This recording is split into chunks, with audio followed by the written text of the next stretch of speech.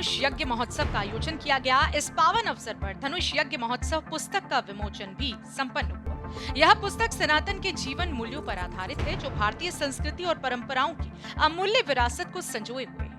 कार्यक्रम में मुख्य अतिथि के रूप में राज्यसभा सांसद डॉक्टर दिनेश शर्मा ने शिरकत की और आयोजन की सराहना करते हुए कहा कि ऐसे कार्यक्रम समाज में संस्कृति और आध्यात्मिकता के प्रति जागरूकता बढ़ाते हैं। भक्ति, संस्कृति और ज्ञान से ओतप्रोत यह आयोजन लखनऊ की धरती पर एक अविस्मरणीय क्षण बन गया। रविवार को लखनऊ में धनुष यज्ञ महोत्सव का आयोजन किया गया। कार्यक्रम के दौरान धनुष यज्ञ महोत्सव पुस्तक का विमोचन किया गया। पुस्तक सनातन के जीवन मूल्यों पर आधारित है और कार्यक्रम में मुख्य अतिथि के तौर पर राज्यसभा सांसद दिनेश शर्मा ने शिरकत की। मैंने पहले कहा कि जो पर्व हैं ये भारत की संस्कृति और हिंदू संस्कृति की पहचान है। ये आपस में समन्वयता, अपने प्रदेश और देश और शहर की समृद्धता और एकता के प्रतीक होते हैं। इसलिए ये 110 साल से चलने वाला ये कार्यक्रम ये एक बड़ा महत्वपूर्ण कार्यक्रम है। और ये जो दशहरा होता है, दशहरे के बाद ये संभवतः दिसंबर के माह में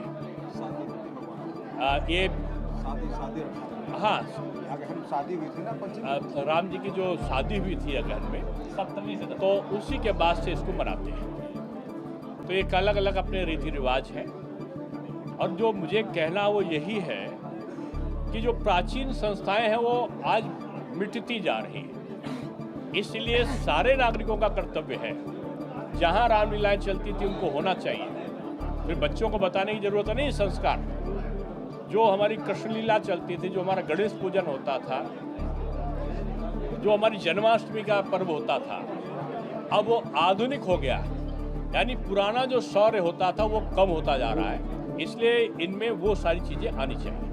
अयोध्या में भी बड़ा कार्यक्रम 25 नवंबर को होने जा रहा है, प्रधानमंत्री जी भी आ रहे हैं। ये सौभाग्य है और हम सब लोग समृद्धशाली हैं कि हम आज अपने आंखों से हम लोगों ने आंदोलन देखा श्री राम जन्मभूमि मंदिर का, और हम लोगों ने अपने आंखों से मंदिर को बनते देखा, शिलान्यास देखा, मैं उसमें शामिल भी था। और अपनी आंखों से हम लोग अब दूसरा जो उसका विस्तार है ध्वज को लगते हुए देखेंगे।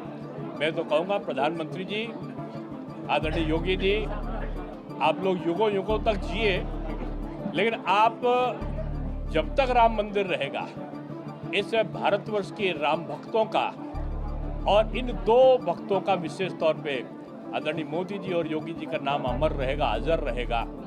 जैसे अशोक सिंघल जी हुए या रामचंद्र परमहंस जी हुए, बहुत सारे ऐसे लोग हैं जिनका बहुत योगदान था। बिहार चुनाव चल रहा है, तेजस्वी लगातार 14 तारीख को तेजस्वी जी अपने घर को, कमरे को बंद रख के मिलेंगे, क्योंकि हार के बाद वो थोड़ा नर्वस दिखाई पड़ेंगे। राहुल जी के पास ऑप्शन है, वो मलेशिया से लेकर कोलंबिया तक की यात्रा पर निकल जाएंगे, लेकिन 2/3 बहुमत से एनडीए सरकार बनाएगी और निश्चित रूप में जो माफिया तंत्र है उसको पूरा समूल नाश होगा। जैसे आज आप देखो कि जो नक्सलवाद था वो अपनी अंतिम सांस ले रहा है।